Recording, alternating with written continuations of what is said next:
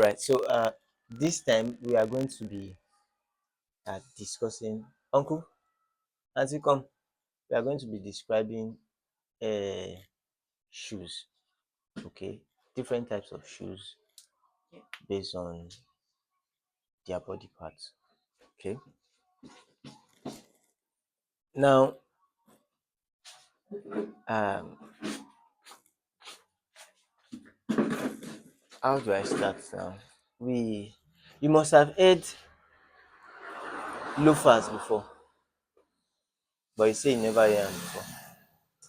You must have heard something like maybe monk strap before. Have you? That's never crossed your mind. Have you heard Oxford shoe before? Yes. Have you heard Derby shoe before? Have you heard Chelsea boot before? Yes. Have you heard uh, Brogues before? Yes. No one way you know. Have you heard uh, which other one? Give me names, please. Fabulous.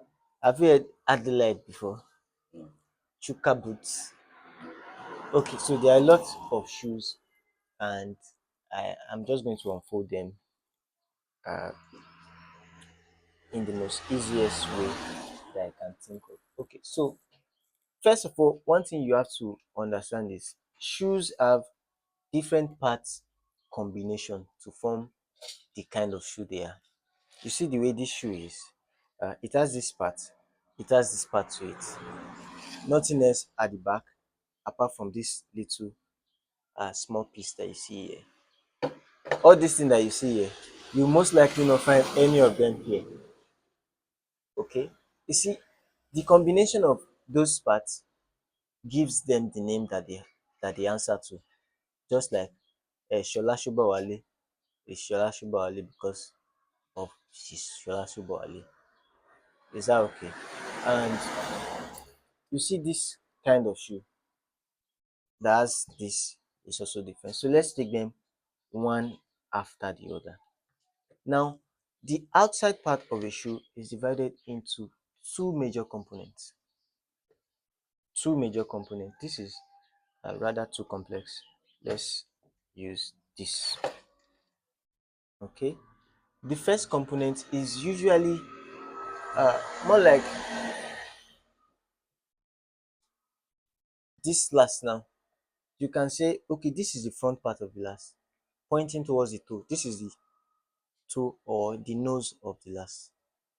Is that okay? Then this is the rear part, the back part. Okay, so that's what you will see on shoes. So also, now this part of the shoe is called the vamp region. VAMP, like vamp, like from the word vampire, because this part is dangerous. Okay, vamp is not, it has nothing to do with vampire, please. So vamp region. Okay, now this other part that extends to the back to cover the entire back part is called the quarter region. Quarter, like half and quarter, one quarter, two quarter, you know. So that's this part. You know the spelling now. Q-U. All right. Now this vamp region that you see here, it can take uh it can also be broken down and divided into several other components. Such components are uh, more plenteous in sneaker shoe. The front part, if you just see one layer here, the next thing you go another layer here, another, many layers. But for shoes like this, they are usually kept not so plenty. We have just you can divide the vamp region into uh, the toe cap and the vamp itself. Now, okay, let me not complicate issue for you. Vamp region. You know this part to be the vamp region, Abby. Now, the vamp region can be intercepted by way of something is going, something can cut and short. Okay, the vamp is coming, something can cut it short here to form another layer of material around the toe. So if that thing that intercepts it comes straight like this, that would be a toe cap. Like it will just come like this. Have you seen shoes like that? Yes. You could just get something like this. That would be a toe Like cap. open top. No, not open toe. Uh, can can you get any shoe with toe cap for me? It will be a toe cap. Okay, something will cover it on top like this. Yes, Yes, full. I It is know still it. full, I know it. but just another material will be here. From Yes. here forward is another material. Then Yes. here backward, another material. So in that case, from here for backward, we retain the name as vamp. That will still be the vamp. While from here forward will be the toe cap. Do you understand? Yes. Here backward will be the vamp. Here forward will be the toe cap. But everything is the vamp region. Do you understand? Vamp region. Okay. Now, if it is not forming uh this shape, it can form this shape. This one now is not toe cap. It's forming like W, but this is the vamp region. Do you understand? This one that is forming W is called wing tip, like wing tip, wing.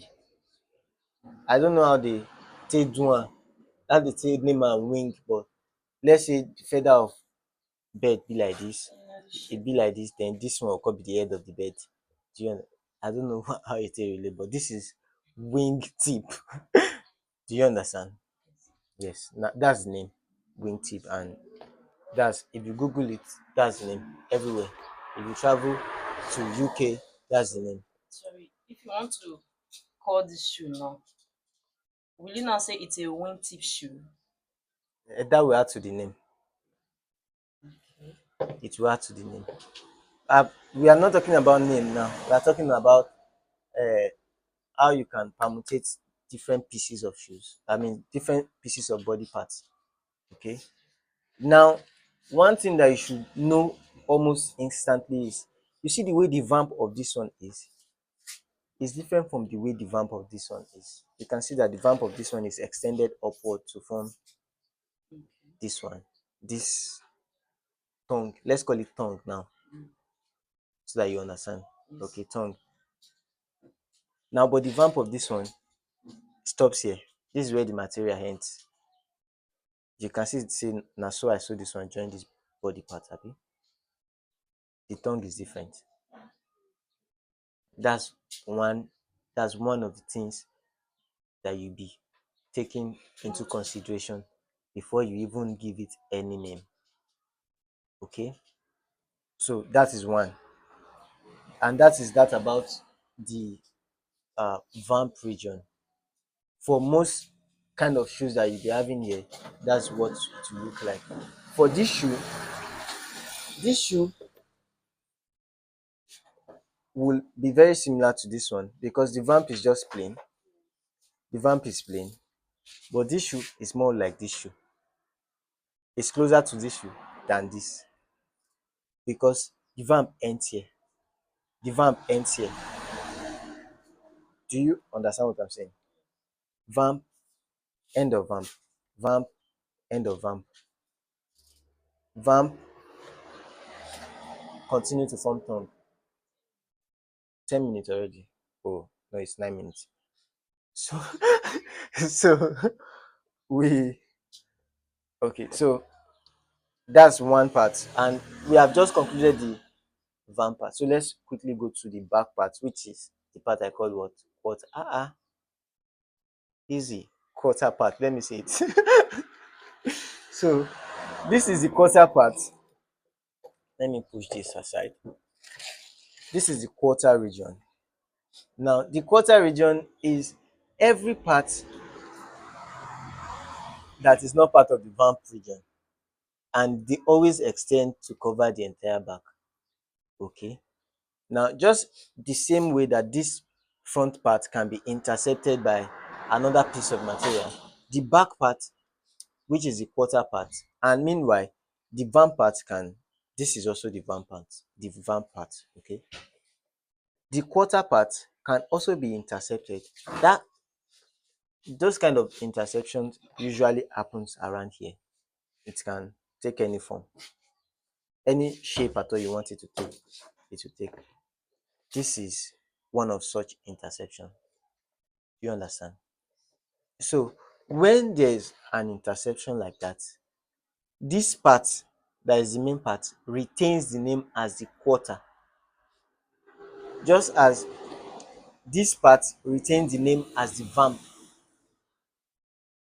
Do you understand? This part retains the name as the vamp here. This part will retain the name as the quarter, while the other part that intercepts will be referred to as the counter, and that is visible here. So this is the quarter, this is the counter. Like, I counter you, you no counter me back. Why you do like that? Do you understand? So this is the counter, this is the quarter. You will agree with me instantly that the quarter of this one is different from the way the quarter of this one is. Do you understand? The quarter of this one is buried under here. Quarter of this one is buried under the vamp. Quarter of this one is on top of the vamp. Okay? And so let's name this kind of shoes. You see, most of the time, this kind of shoe and this, their class of shoes, they are easily mixed up because of the way they are. They are easily mixed up. This shoe you see here is called Debbie, like Debbie, Derby, Debbie shoe. There's a place called Debbie. Alright, so this shoe is called Debbie shoe. This shoe is called an Oxford shoe. Okay, Debbie, Oxford. For lace up shoes, they're both lace up shoes. You lace them, but this is called Debbie and this is called Oxford. Now, any of them, if you have a toe cap intercepting, I hope you understand what I mean by a toe cap now. It will you that will add to the name. So in as much as this is an Oxford shoe and there's a toe cap on it, there's no toe cap here, and you put a toe cap on it, it will be a cap toe Oxford. You can call it a toe cap Oxford. Okay, toe cap Oxford, but uh, you can say it's a cap toe Oxford. Okay, or toe cap Oxford. If it is this, you will call it a wingtip Oxford. Do you can you copy? How many minutes? 13 minutes. Can you copy now? Okay. So the first thing we want to do is to, these are the two shoes you want to learn first because they are very common, and other shoes most likely build up on this except for loafers. Okay. Now, to differentiate this from this, you need to just know the arrangement of the quarter and the vamp. Whenever the quarter is on top of the vamp, the shoe is most likely a derby shoe.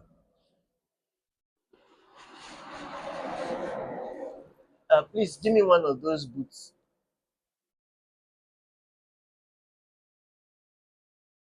This one has a vamp now.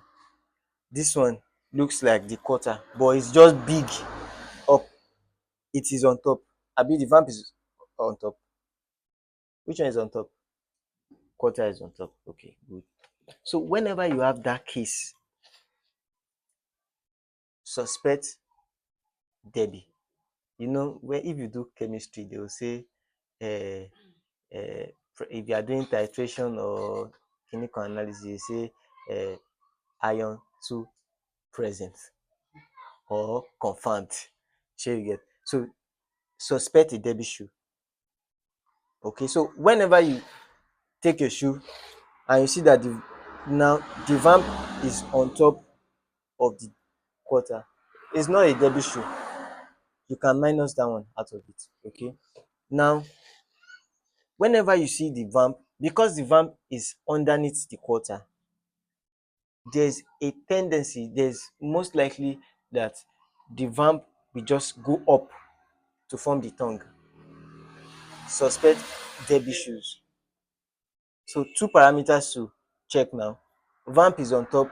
I mean, quarter is on top. Vamp is also forming the tongue. So when you look at a shoe and you don't see those two things, know that you are probably not talking about Debbie shoes. Okay. Now for Oxford, it is just the opposite. The vamp is on top. The quarter is underneath. Hmm? Suspect Oxford. I know it might be difficult now to cram it or to memorize it, but as time goes on, you just know it by default. Okay. Suspect Oxford. When the tongue is not a continuation of the vamp, you can also suspect Oxford. Then the Oga Patapata of them all is this. Because of the combination of the two, one of them, when you remove the lace, when you remove the lace, patapata, one one will be able to open like this. The facing, which is this part, the facing is this part that bears the eyelet. The eyelet is this O that you see here. Okay, the facing can open from top to bottom, finish. But you see from here, even if you remove the lace from here, reach here, here don't lock am. Is that okay? So for the fact that uh the lace this part, the vamp has locked the quarter here at the base part, uh, it is that arrangement is referred to as closed lacing. It has been locked up. So if there's no lace, you can actually wear this shoe if you want to. Okay, and you will not be afraid of say it will be too loose or something. Okay, so this one is called closed lacing, and you'll find that in Oxford shoes. Do you get? But here, because it can open up, it is referred to as open lacing, and that is Debbie shoes. I have three parameters already that you can use to distinguish them. You can just Google them online, write Debbie, write Oxford, and you see a lot of them. Do you really understand? So I think those are the two shoes that we are going to discuss today. And the significance of this opening is this one can accommodate more size, while this one can't. So if your leg is such a leg that expand or increases during the day, maybe you wear your shoe today now and you know say maybe your car go spoil for road, you come happen say you have to trek, or there is protest, you come have to trek. I think some people's leg can become big as a result, or some people's leg can become big as a result of sitting in one position for too long. This shoe will not give you the room for expansion, most especially if your leg don already tight for inside. Okay, but you see this shoe, for the fact that it has open lacing. Now this one is quite short. This is three eyelets. It can be as long as here. So because it can be as long as here, it can be as long as this. It can open up to this extent. Then all you need to do is just lose your shoe, your lace a little bit, and it will open up to down part. Then it will accommodate your leg a little bit more. Okay, so that is that about the name. This is a Derby shoe and Oxford shoe. If it has toe cap, you can add toe cap to the name. If it has wingtip, you can add wingtip to the name. Then the number of eyelets that you see on it also can dictate the shoe. Like this one now is a three eyelet Derby. Most of the time, this kind of shoe, you don't see them with just three. They have as much as four, five. Okay. So this one is three eyelid debit. You can have two eyelid debit. You can have four eyelid debits. Is that okay? Uh, I think that should be all for now, so that you don't explode. Then let's add this to it. Anytime you see this kind of arrangement, this shoes with buckles, it's called monk strap. Monk and strap. What is billionaire shoe? Billionaire shoe. Ke. It's called monk and strap, not mocha strip. Strip. It is well. It's called monk strap. If it is two buckles, if it has two buckles, you can call it double monk strap. Some have one buckle. You can call it single monk strap. Those are the two common monk strap, but that doesn't mean you cannot have triple monk strap, quadruple monk Monk strap. Monk and and strap. strap. Monk, monk, and strap, like buckle strap. Okay. All right. That should be all for now. That should be all for now. Subsequently, we are going to know different type of shoes. Thank you very much for coming. You can now go now.